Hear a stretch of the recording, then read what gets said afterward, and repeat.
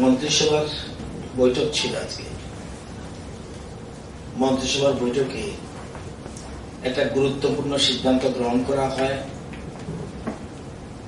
এই সিদ্ধান্তের ফলে আত্মনির্ভর ত্রিপুরা গড়ার ক্ষেত্রে এটা অত্যন্ত সহায়ক হবে। Exemption of stamp duty payable by any individual, self-help group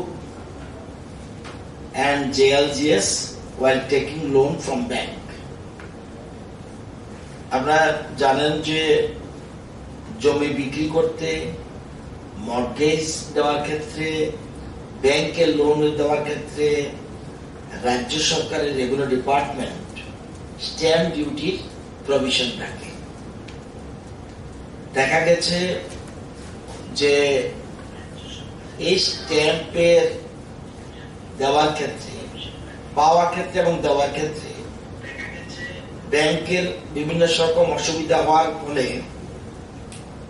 bank loan পেতে একটু দেরি হয়।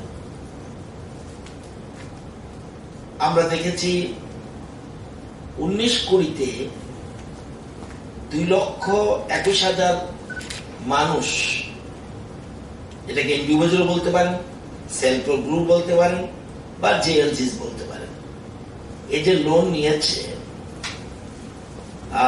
এর ফলে কারো 10 টাকা স্ট্যাম্প ডিউটি, কারো 50 টাকা স্ট্যাম্প ডিউটি।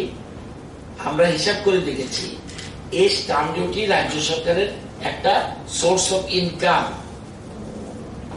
এটা যদি বন্ধ করি, এই স্ট্যাম্প ডিউটি যদি বন্ধ করি, তাহলে রাজ্য সরকারের কোষাগারে কিছুটা অসুবিধা হতে পারে।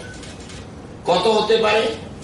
আমরা দেখেছি 19 কোটির হিসাবে দেখেছি যে এই যে আমরা কৃষির ক্ষেত্রে বিশেষ করে কিষাণ ক্রেডিট লোন, পিএম কিষাণ লোন, সেলফ হেল্প গ্রুপের লোন, পিএমইজিপি লোন, স্বাবলম্বনের লোন, পিএমএসভিএ নিধি লোন, পিএমএওয়াই লোন, মুখ্যমন্ত্রী স্বনির্ভর যোজনা লোন, চিফ মিনিস্টার বিএড অনুপ্রেরণা যোজনা, ডায়েরি এন্টারপ্রেনারশিপ ডেভেলপমেন্ট স্কিম, এই যে ঋণগুলি, এবং বেশিরভাগ ক্ষেত্রে এগুলি আপ টু 5 লাখ। তো এই লোন পাওয়ার ক্ষেত্রে কোথাও 50 টাকা স্ট্যাম্প ডিউটি, কোথাও 10 টাকা স্ট্যাম্প ডিউটি, বিভিন্ন রেট রয়েছে। মন্ত্রিসভার আজকের বৈঠকে এই stamp duty, exemption of stamp duty payable by any individual, self-help groups, JLGS while taking loan from bank মৌকুফ করে দিল। এটা এক্সাম্পশন, এক্ষেত্রে তাদের কোনো স্ট্যাম্প লাগবে না, সাদা কাগজেই তাদের কাজ চলবে। এতে আমরা অনুমান, আমাদের গত বছর যদি এই লোন ধরি, তাহলে আমাদের 63,90,00,000 টাকা আমাদের সরকারের ক্ষতি হবে। মানে আমাদের ধরেছে 60 লক্ষ থেকে 1 কোটি টাকা পর্যন্ত সরকারের লস হবে। জেনেও আত্মনির্ভর ত্রিপুরা করার ক্ষেত্রে এটা একটা বিশেষ সুবিধা হবে। এই জন্য রাজ্য সরকার, রাজ্য মন্ত্রিসভা আজকে এটাকে এক্সাম করে দিল।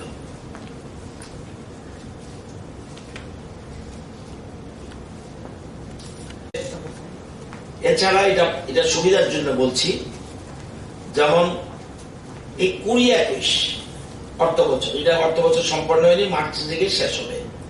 সেপ্টেম্বর অবধি ত্রিপুরা রাজ্যের বিভিন্ন ব্যাংক থেকে মানুষ ঋণ পেয়েছে 2,267,77,00,000 ঋণ পেয়েছে, 2,267,77,00,000 ঋণ পেয়েছে বিভিন্ন ব্যাংক থেকে।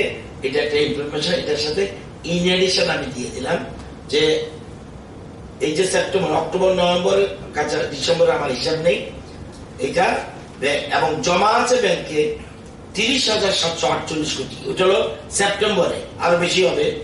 যখন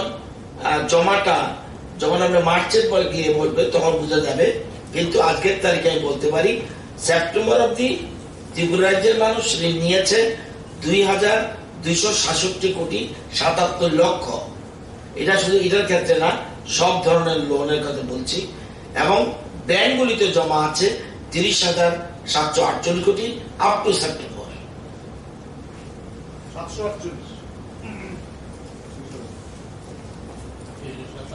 748 48 কোটি 84 লক্ষ।